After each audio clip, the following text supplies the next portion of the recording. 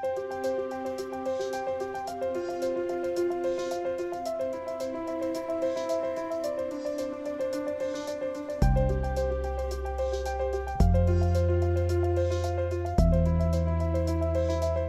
have today Karin Blavo with us.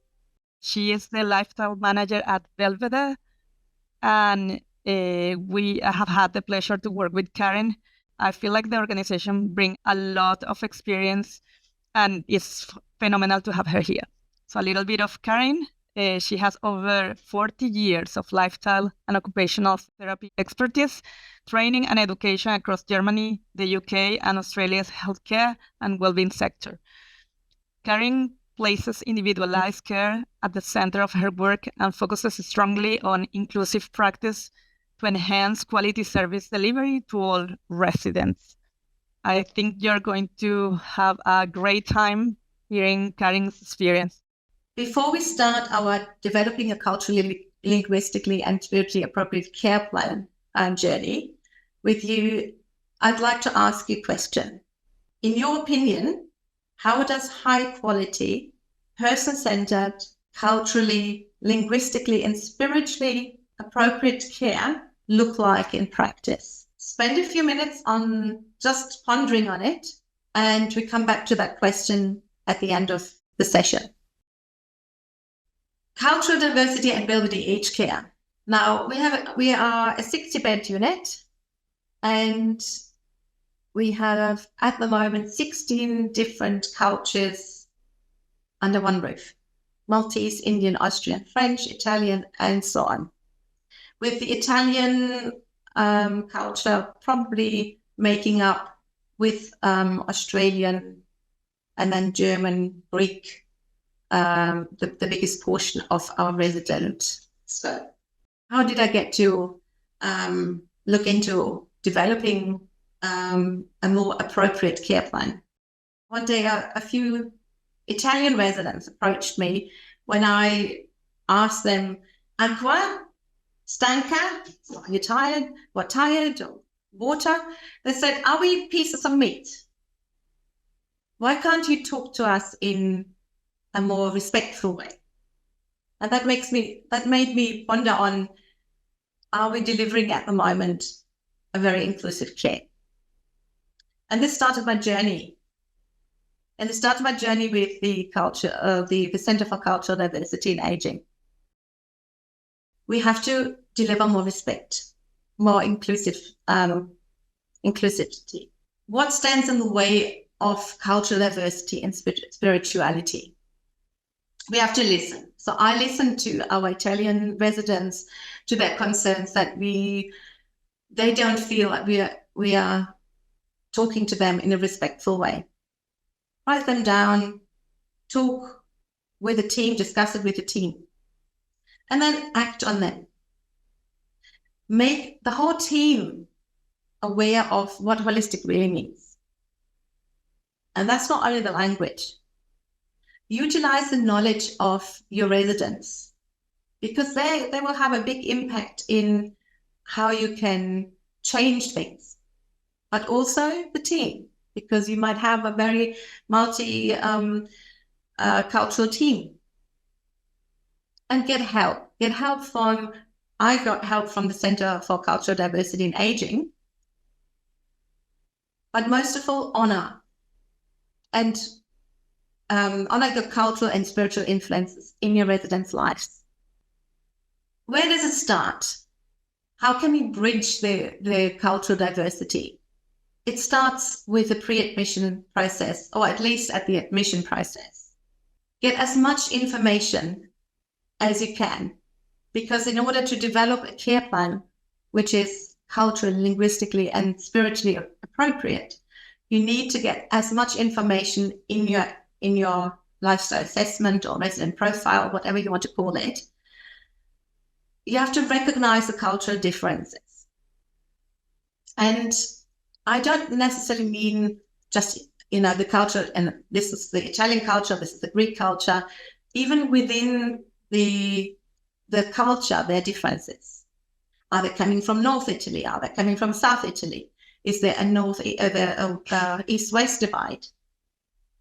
And then recognize individual differences. Little example, we have one resident, for example, born Italian, spent most of her working life here in Australia. And sometimes she slips into the Australian culture. She doesn't want to know anything about Italian culture.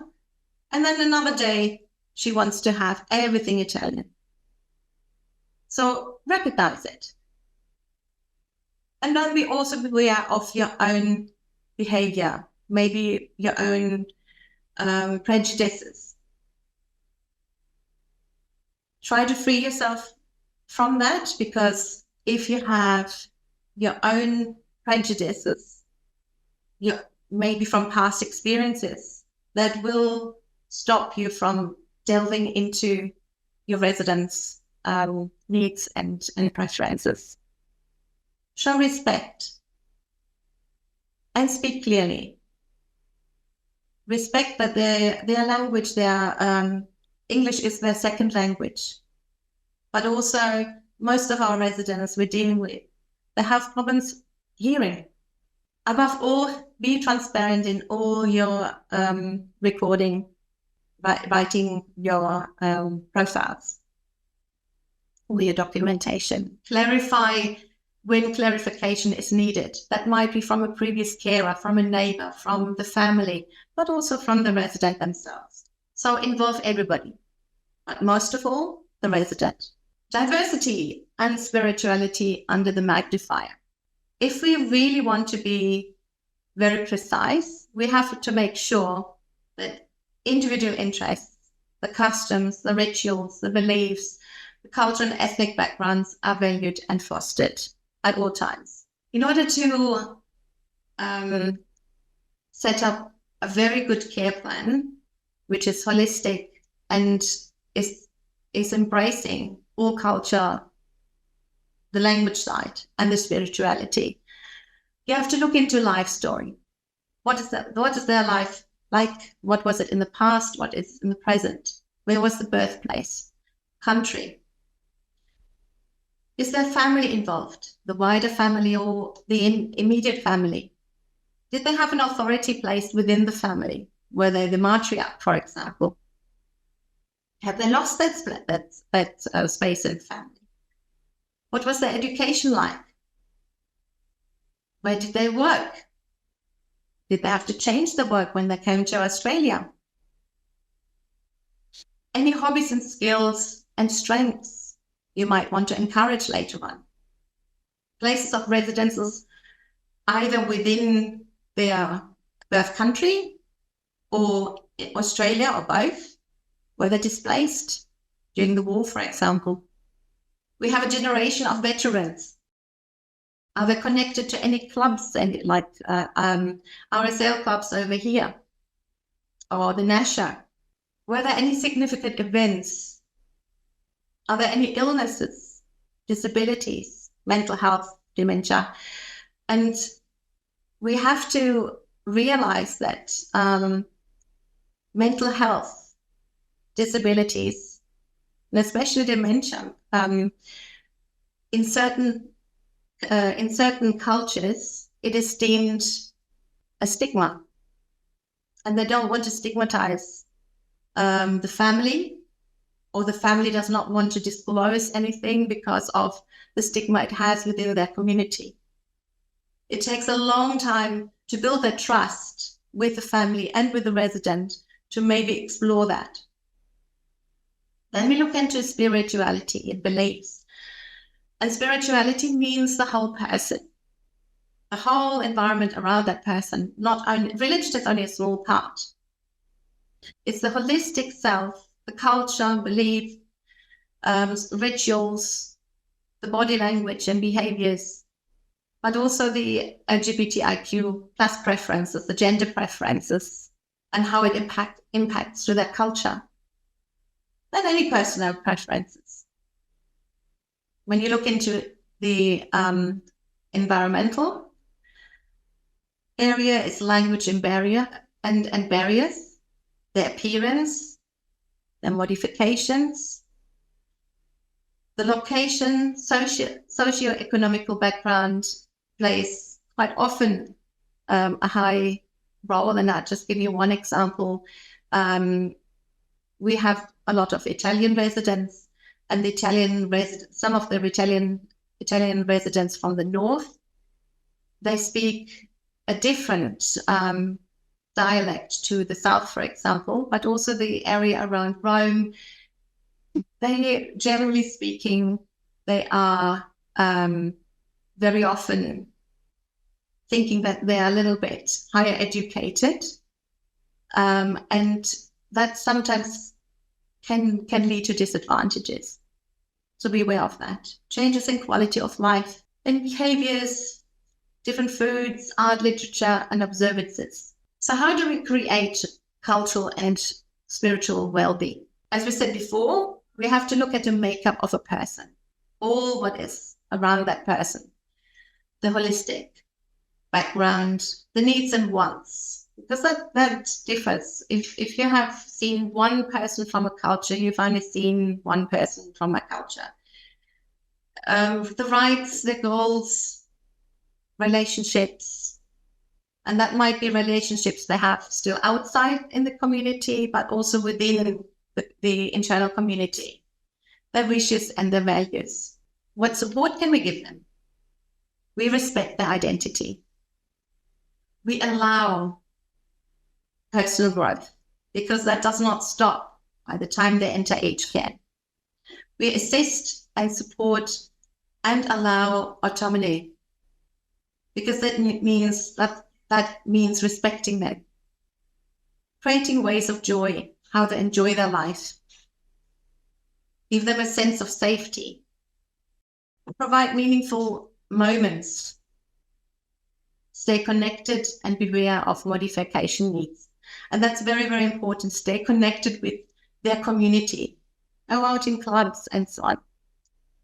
Identify medical conditions and needs.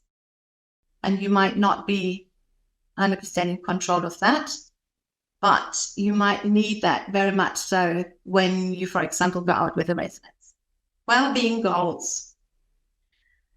Very important that we have a goal to our care plans.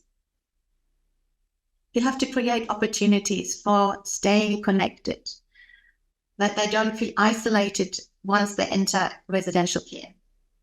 Staying connected with their surrounding, with their clubs, with their social engagements, which they had beforehand, with their families, with their neighbors, previous neighbors. That all gives them a feeling of that you respect them. But also connection with their inner community, finding friendships amongst their own environment now. And that makes them feel safe and gives them a sense of belonging. In all cases, uphold respect, dignity, give them comfort, privacy as cornerstones of well-being, and as a sign of mutual understanding. When we look at the diverse perspective in the CLD and end-of-life care, we have just spoken about upholding quality of life, respect and dignity, which has to be at all times. A big aspect is management of pain and the provision of clean and safe space, emotional and practical support. And that means not necessarily medical concerns, that they are in their preferred environment, that you involve the family, but also beware of your own barriers. And in the end of all, you have to be transparent in your actions and in your reporting. You have to make sure that everything what you do or the services you provide is appropriate for that resident, and it's inclusive for that resident, and safe for that resident, not for a group, for that particular resident. Cultural and spiritual individuality. We said that we have to respect the individual differences. And there are many. So I said beforehand, we have 16 different cultures. That's 16 different languages. That's many more different customs and rituals and dialects. So recognize the uniqueness in each person, and you have to celebrate that.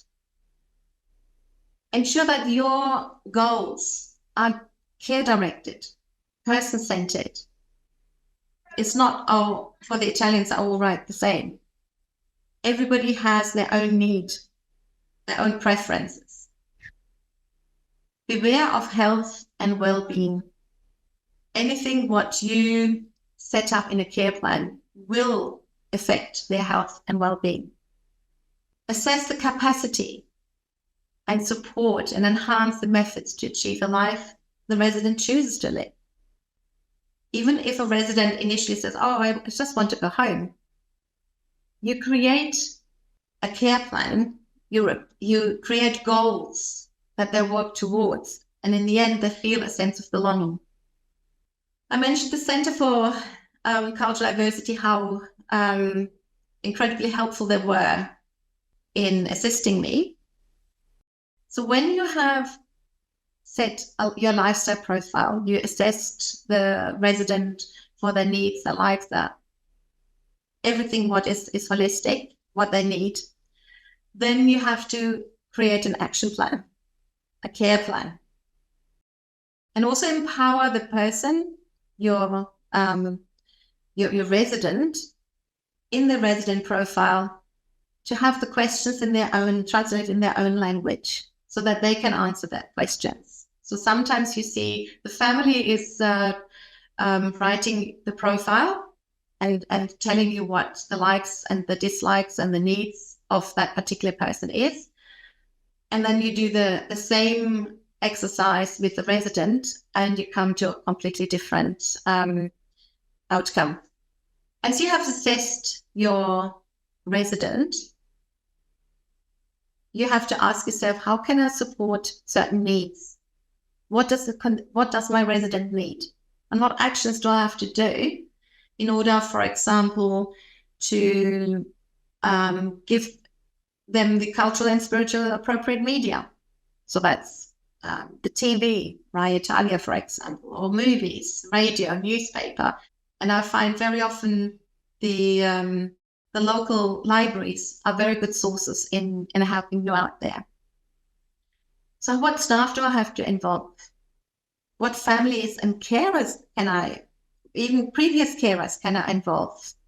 Do I have community support, like in volunteers, in churches or multicultural organizations? And any additional comments there are from family or carers. Also the language support. Do we need a translator? Do we need to interpret our own magazines or our forms, our handouts, our newsletters, culturally and spiritually appropriate food? Not that we only dish them out their food on their cultural events, but also in between, that we have a holistic, a multicultural menu. Talking to the caterer, being very transparent with your catering service, cultural, spiritual, appropriate music. And we have to make sure that spiritual is really just spiritual. It's not only religious music. It's the whole person. Music from their past, their cultural music, but also music they've heard recently. Other care needs, maybe cue phrases instead of cue cards, which I mentioned earlier at the beginning, so that they feel more respected and dignified in their approach, in how we approach them. So the first question will be our last question. So in your opinion, how does high quality, person-centered, culturally and linguistically and spiritually inclusive care look like in practice? With the care plan that the Center for Cultural Diversity and Aging has set up, you can set your goals, you can provide a holistic, cultural and linguistic and spiritually inclusive care. Who helped me in working every day and inspiring me every day? That's the Eastern Sector Development Team, the Center for Cultural Diversity and Aging, as I mentioned a few times, but also the Palliative Care Australia. Thank you for listening. I hope that was a little bit food for thought.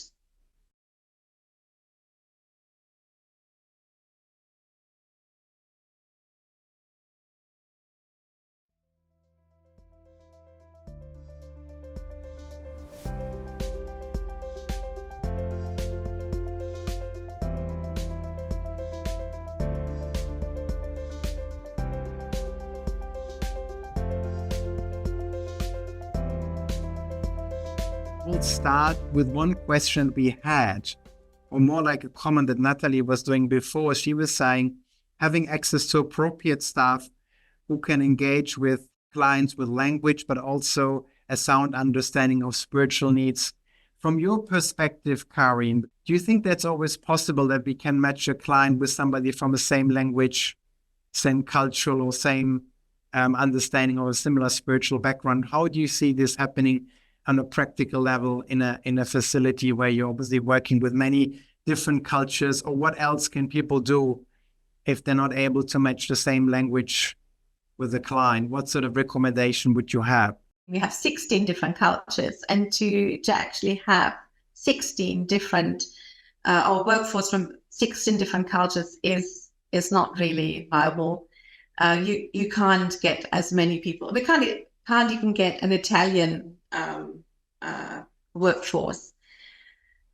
But what is really most important is, and that came out in the word cloud, is time.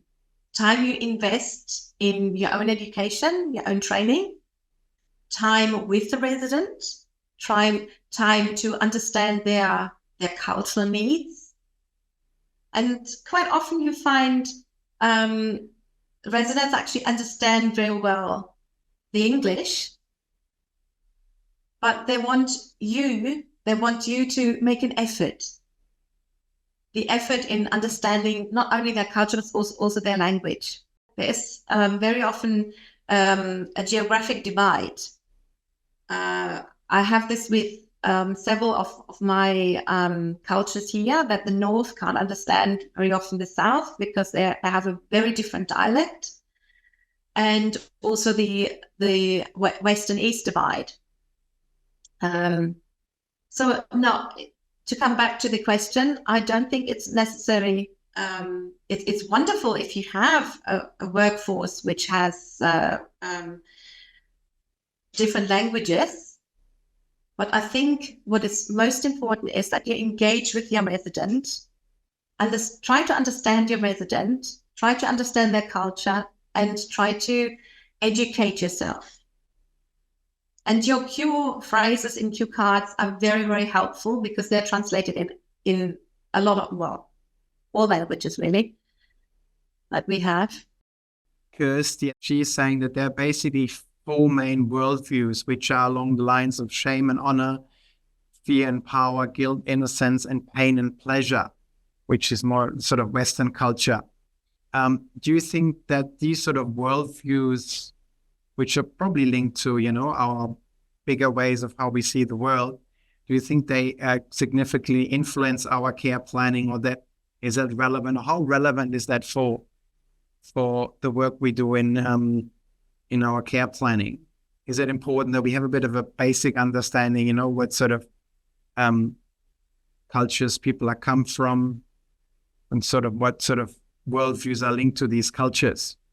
Well, we all have our own views, including the worldviews.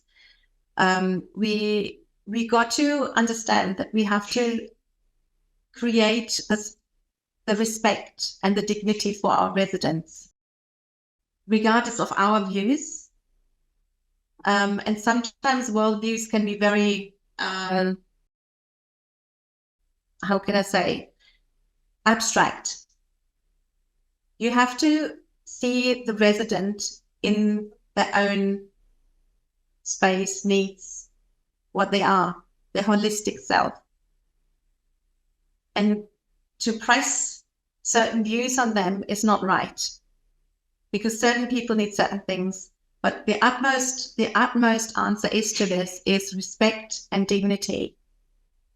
And the respect to their culture, respect to their spirituality, not to a cultural spirituality, not to a cultural person, not to a culture. It's to that person. That's how I would understand that. Yeah. Thank you very much for Karin. That's a great point. I think we have also an interesting point in the chat box from Karin. She's talking about the Cold Assist app and the Talk to Me app, which is used to help communication in care settings. And it's really, I know the Cold Assist app, it's a really good app.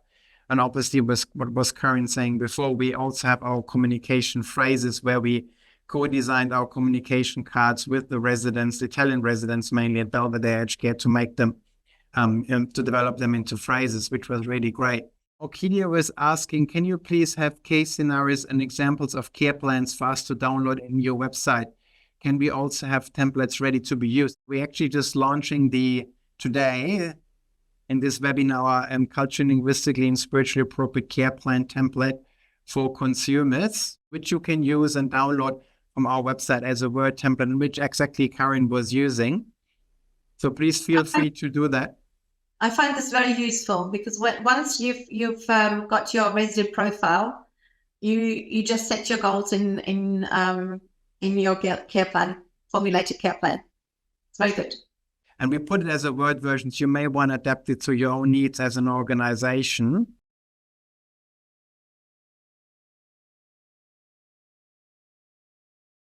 Thanks everybody again for your participation, and we hope to see you soon at our next webinar. Feel free to reach out to us. Thank you very much.